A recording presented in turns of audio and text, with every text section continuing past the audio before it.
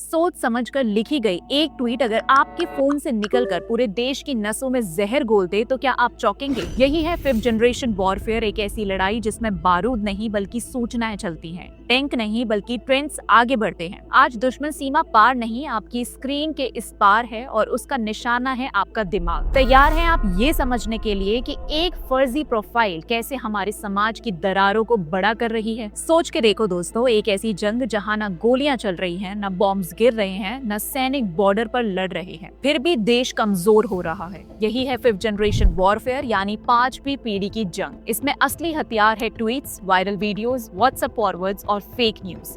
ये एक ऐसी वॉरफेयर है जिसमें दुश्मन तुम्हारे दिमाग को निशाना बनाता है, ना कि तुम्हारे शहर को। तुम्हारे सोचने का तरीका बदलने की कोशिश करता है, जिससे तुम अपने ही देश पर शक करने लगो, अपनी ही सरकार से नफरत करने लगो। ये साइकोलॉजिकल और परसेप्शन वॉरफेयर है, जिसमें झूठ को बार बार इतना बोला जाता है कि वो सच लगने लगे। दुश्मन तुमसे लड़ता नहीं है, तुम्हें कंफ्यूज करता है, तुम्हारे इमोशंस का इस्तेमाल करता है। दोस्तों, वीडियो शुरू करने से पहले एक बेसिक चीज समझाना जरूरी है। ये फिफ्थ जनरेशन वॉरफेयर है क्या? नाम तो सुना होगा, लेकिन इसके असली मतलब और काम करने के तरीके को हम आसान भाषा में समझते हैं। 8 दिसंबर 2020 को एक ट्वीट ने पूरे देश में हलचल मचा दी। एक अकाउंट था, नाम था दमनजीत सिंह, जो दिखने में एक इंडियन सिख लग रहा था। उसने लिखा, Jinnah was right, I am sorry Pakistan. बस यही एक लाइन काफी थी। ये ट्वीट देखते ही देखते वायरल हो गया और hashtag Jinnah was right India के सोशल मीडिया पर ट्रेंड करने लगा। इंटरनेशनल मीडिया ने भी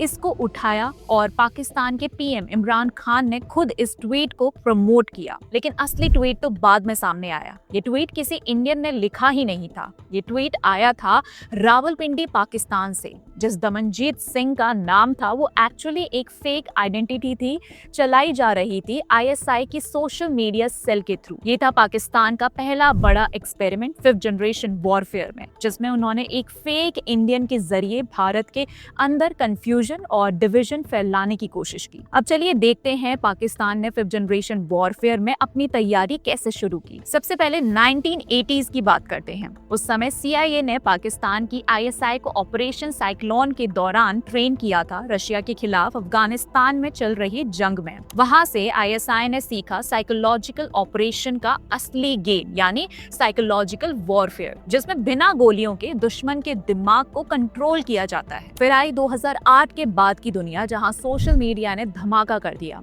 फेसबुक, ट्विटर, यूट्यूब, हर जगह लोग एक्टिव होने लगे और यही से ISI ने एक नया मौका देखा लोगों के दिमाग के साथ खेलने का। और 2016 के बाद तो पाकिस्तान ने पूरा इंफ्रास्ट्रक्चर खड़ा कर दिया फिफ्थ जनरेशन वॉरफेयर के लिए। डेडिकेटेड टीम्स, कमांड सेंटर्स और नरेटिव वॉरफेयर के एक्सपेरिमेंट्स बनाए गए। ISI ने हजारों पाकिस्तानी युवाओं को रिक्रूट किया, जिनकी जिम्मेदारी थी फेक अकाउंट्स बनाना, भारत के खिलाफ झूठी कहानियां फैलाना और हर वायरल मूवमेंट का मिसयूज करना। ये कोई छोटी मोटी स्ट्रेटेजी नहीं थी, ये एक 24/7 चलने वाली इनविजिबल वॉर थी, जिसमें सोल्जर्स यूनिफॉर्म में नहीं बल्कि प्रोफाइल पिक्चर में थे। एंड यस, वॉर अभी भी चल रही है स्क्रीन के उस पार। अब समझते हैं कि पाकिस्तान की ISI के अंदर कौन कौन से डिपार्टमेंट्स हैं फिफ्थ जनरेशन वॉरफेयर को ग्राउंड लेवल पर एग्जीक्यूट करते हैं, एकदम प्लान्ड मिलिट्री स्टाइल में। हर डिपार्टमेंट का काम फिक्स है, टारगेट क्लियर है, इंडिया को साइकोलॉजिकल तौर पर कमजोर बनाना। पहला है joint intelligence x.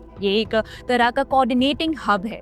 Indian social media पर कौन क्या बोल रहा है, किस इन्फ्लुएंसर या जर्नलिस्ट को अप्रोच करना है, ये सब ट्रैक करता है। डिजिटल मोल्स रिक्रूट करना, यानी इंडिया के अंदर अपने एजेंट्स बनाना भी इसी डिपार्टमेंट का काम है। ज्योति मल्होत्रा जैसे कुछ इंडियन यूट्यूबर्स इसी रेडार पर आए थे। दूसरा है जॉइंट इंटेलिजेंस ब्यूरो।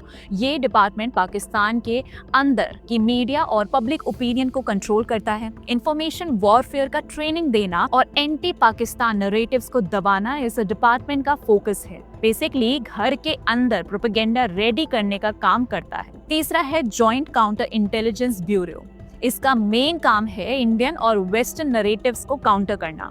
कोई इंडियन जर्नलिस्ट या फॉरेन एनजीओ अगर पाकिस्तान के खिलाफ कुछ बोलता है तो JCIB उसे इमीडिएटली न्यूट्रलाइज करता है। मॉनिटरिंग, ट्रोलिंग, कैरेक्टर असैसिनेशन सब कुछ आता है इनके रेडार में। चौथा है जॉइंट इंटेलिजेंस नॉर्थ। ये पूरा डिपार्टमेंट सिर्फ इंडिया के लिए बना है। इंडिया सेंट्रिक साइबर ऑपरेशन चलाना, फेक कैंपेन्स बनाना और डिजिटल प्रॉक्सीज को एक्टिवेट करना, ये सब इसी डिपार्टमेंट की रिस्पॉन्सिबिलिटी है। ये भारत के हर इंटरनल फॉल्ट लाइन को टारगेट करता है। पांचवा है स्पेशल कम्युनिकेशंस ऑर्गेनाइजेशन। इसका काम बड़ा डेंजरस है। ये लोग भारत के अंदर जाति, धर्म और रीजनल आइडेंटिटी के नाम पर झगड़ा लगवाने की स्ट्रेटेजी बनाते हैं। कैसे दलित को ब्राह्मण के खिलाफ भड़काना है, कैसे साउथ इंडिया को नॉर्थ से अलग दिखाना है, ये सब यही प्लान होता है। छठवा है साइबर वॉरफेयर यूनिट। ये ISI का सबसे एक्टिव और विजिबल, ये कहें इनविजिबल फोर्स है। रावलपिंडी में बेस है और हजारों शॉक पपेट अकाउंट्स चलाता है, जिनमें कुछ इंडियंस, कुछ ज्यूज, कुछ अमेरिकन के नाम से होते हैं। इनका काम है फेक न्यूज, वायरल ट्वीट्स और डिजिटल रायट्स क्रिएट करना। इन सब डिपार्टमेंट्स के थ्रू ISI एक full fledged 5th generation warfare machine बन चुकी है, जिसमें हर एक ट्वीट, ट्रेंड और वीडियो एक केयरफुली डिजाइन वेपन है। अब आते हैं सबसे इंपॉर्टेंट हिस्से पर, पाकिस्तान की ISI एक्चुअली ग्राउंड पे करती क्या है 5th जनरेशन वॉरफेयर के थ्रू। इनका पूरा फोकस है भारत के अंदर कंफ्यूजन, इमोशनल ब्रेकडाउन और नरेटिव हाईजैक क्रिएट करना। कैसे, ये समझिए। पहला है डिस इन्फॉर्मेशन कैंपेन्स। ISI के पास फेक कंटेंट बनाने और फैलाने का पूरा इकोसिस्टम है। फेक वीडियो, सीरिया या म्यांमार के फुटेज को कश्मीर बता दिया जाता है। फेक न्यूज, व्हाट्सएप और टेलीग्राम पे बाहर की झूठी खबरें भेजना। मॉब्ड इमेजेस, प्रोटेस्ट या रायट्स के फोटोज को डॉक्टर करके वायरल करना। ये सब लोगों के इमोशंस को ट्रिगर करने के लिए किया जाता है। Hindu, Muslim, Dalit, upper caste, north south. Psychological operations, Pulwama attack के बाद या बालाकोट एयर स्ट्राइक के टाइम पे याद है कैसे कंफ्यूजन स्प्रेड हो गया था। ISI ने सोशल मीडिया पे फेक न्यूज फैलाकर देश के अंदर ही भारत की आर्मी और गवर्नमेंट के अगेंस्ट नरेटिव सेट कर दिए थे। इमोशनल मैनिपुलेशन से लोग अपने ही देश पर शक करने लगे। क्या हमने ही गलत किया? थर्ड है नरेटिव इंजीनियरिंग।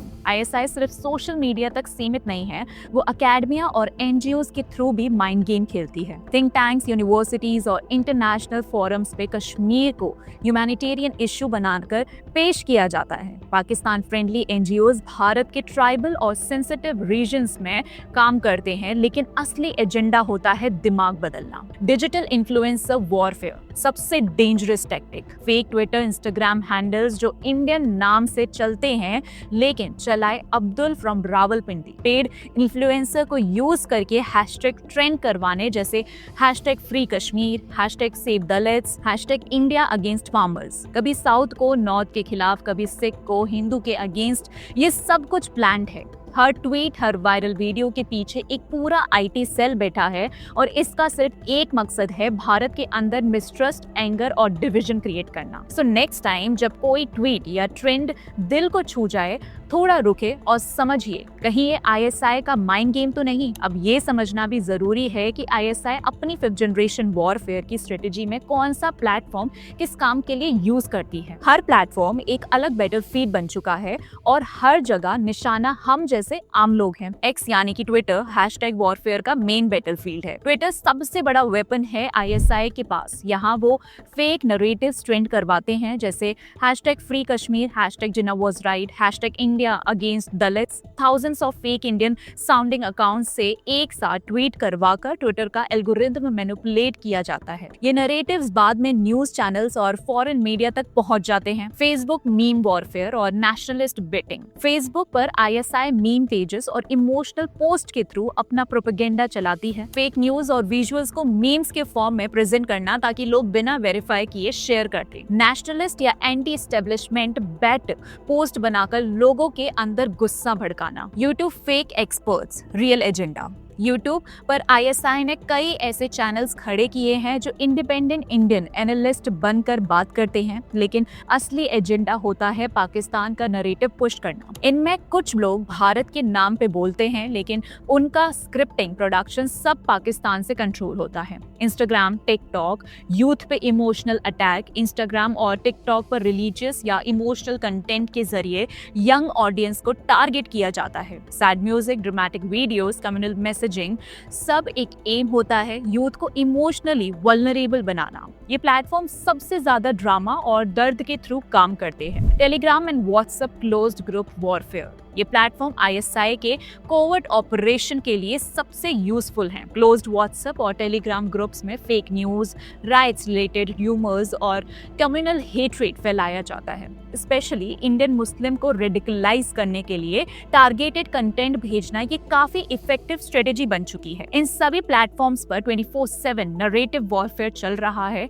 और अगर हम अवेयर नहीं हुए तो कब हम साइकोलॉजिकल वॉर का शिकार बन जाएं पता भी नहीं चलेगा। हर स्क्रीन के पीछे एक प्लान छुपा है और हर ट्रेंड के पीछे कोई एजेंडा। दोस्तों, अब तक हमने आईएसआई के अंडरग्राउंड टैक्टिक्स देखे, लेकिन अब बात करते हैं पाकिस्तान के ऑफिशियल और सेमी ऑफिशियल प्रोपेगेंडा फेसेस की, जिन्हें आप टीवी, यूट्यूब और सोशल मीडिया पर रेगुलरली देखते हो। DGISPR पाकिस्तान आर्मी का ऑफिशियल PR विंग। DGISPR यानी directorate general of inter services public relations, ये बेसिकली पाकिस्तान आर्मी का मीडिया एंड PR डिपार्टमेंट है। ये लोग ऑफिशियली बताते हैं कि पाकिस्तान की सेना क्या सोचती है, क्या करती है, लेकिन असली काम होता है नरेटिव्स बनाना और कंट्रोल करना, स्पेशली इंडिया के खिलाफ। हर इंडो पाक टेंशन के टाइम पे DGISPR के through scripted videos, army promos और प्रेस रिलीजेस मीडिया पे चलाए रहते हैं। ISI affiliated influencers Zaid Hamid और रिया मकबूल जन जैसे लोग, ये लोग दिखने को डिफेंस एनालिस्ट होते हैं, लेकिन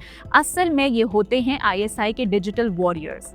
जैद हामिद जैसे लोग openly Hinduphobic anti India statements देते हैं। इनका काम होता है पाकिस्तान के अंदर और ग्लोबली इंडिया के खिलाफ झूठी स्टोरीज को इंटेलेक्चुअल टच देकर वायरल करना। Thousands of coordinated fake handles. हर बार जब इंडिया और पाकिस्तान के बीच कोई टेंशन होती है, जैसे Balakot air strike, article 370 removal, operation Sindoor, तो आप देख ही चुके हैं, अचानक हजारों ट्विटर, फेसबुक हैंडल्स एक साथ एक्टिवेट हो जाते हैं। इनमें से कई इंडियन नाम वाले होंगे, सिख या दलित आइडेंटिटी के साथ। इनका काम होता है इंडिया में डिसेंट दिखाना, हिंदू मुस्लिम एंगल बनाना और वर्ल्ड को ये बताना कि इंडिया इंटरनली टूट रहा है। तो याद रखिए, प्रोपेगेंडा सिर्फ छुपकर नहीं होता, वो कभी कभी आपको एक्सपर्ट ओपिनियन के रूप में भी दिखता है। जब भी आप किसी एनालिस्ट या ट्रेंडिंग ट्वीट को देखें, एक बार जरूर सोचिए ये सच बोल रहा है या किसी यूनिफॉर्म का एक्सटेंशन है। अब हम कुछ ऐसे रियल लाइफ एग्जांपल्स यानी केस स्टडीज देखते हैं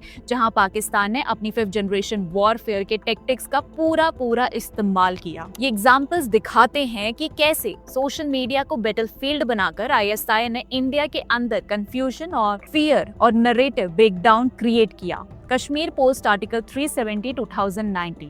जब भारत ने जम्मू एंड कश्मीर से आर्टिकल 370 हटाया, पाकिस्तान ने तुरंत डिजिटल वॉर छेड़ दिया। सीरियन और रोहिंग्या कॉन्फ्लिक्ट के पुराने वीडियोस को एडिट करके इंडियन आर्मी के एट्रोसिटीज दिखाकर वायरल किया गया। हैशटैग जैसे #ब्लीडिंग कश्मीर और #मोदी हिटलर दुनिया भर में ट्रेंड करवाए गए। बॉट्स और फेक हैंडल्स के जरिए प्रेशर बनाया गया UN और OIC पर कि कश्मीर में जेनोसाइड हो रहा है। Second, Balakot air strike. जब भारत ने पाकिस्तान के अंदर एयर स्ट्राइक की तो ISI ने काउंटर नरेटिव तुरंत लॉन्च कर दिया। बोला गया कोई स्ट्राइक नहीं हुई, इंडिया ने सिर्फ जंगल उड़ा दिया। झूठी विजुअल्स और एडिटेड फॉरेस्ट इमेजेस वायरल की गई जिससे सबूत छुपाया जा सके। साथ ही एक डिजिटल आर्मी लगाई गई जो हर इंडियन क्लेम का इंस्टेंट डिनाइल पोस्ट करती थी। दलित प्रोटेस्ट। इसी पीरियड में ISI ने एक और डेंजरस साइकोलॉजिकल ऑपरेशन चलाया।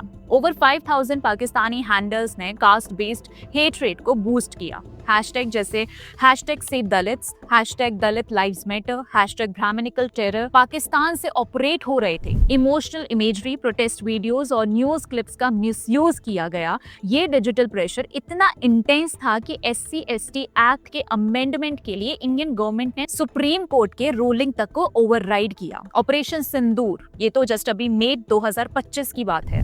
सबसे रीसेंट एग्जांपल 4 दिन का इंडो पाकिस्तान एस्केलेशन, जिसे ISI ने डिजिटल यूथ में बदल दिया। ट्विटर पर फेक क्लेम्स चलाई गई कि पाकिस्तान ने 6 रफेल गिरा दिए। यूट्यूब और फेसबुक पर विजुअल्स डाले गए जो किसी और वॉर जोन के थे, लेकिन इंडिया के नाम से वायरल हुए। देश के अंदर पैनिक क्रिएट करने की पूरी कोशिश की गई, पर इस बार इंडिया अलर्ट था। ये केस स्टडीज ये साबित करती हैं कि अब जंग सिर्फ बॉर्डर पर नहीं होती, बल्कि हर मोबाइल स्क्रीन, हर ट्रेंडिंग हैशटैग एक डिजिटल ट्रेंच बन चुकी है। और अगर हमने सोच समझकर रिएक्ट नहीं किया तो हम अपने ही दिमाग से अपने देश के खिलाफ लड़ने लगेंगे, बिना समझे कि ये वॉर है और हम ही टारगेट हैं। आज जो ट्वीट्स तुम्हें ब्राह्मण, सिख, दलित या बिहारी के खिलाफ भड़काते हैं, उनका नाम चाहे कुछ भी हो, लिखने वाला अक्सर होता है अब्दुल फ्रॉम रावलपिंडी। ISI के साइबर यूनिट के फेक अकाउंट 24/7 ये डिजिटल जंग लड़ रहे हैं। ये वॉर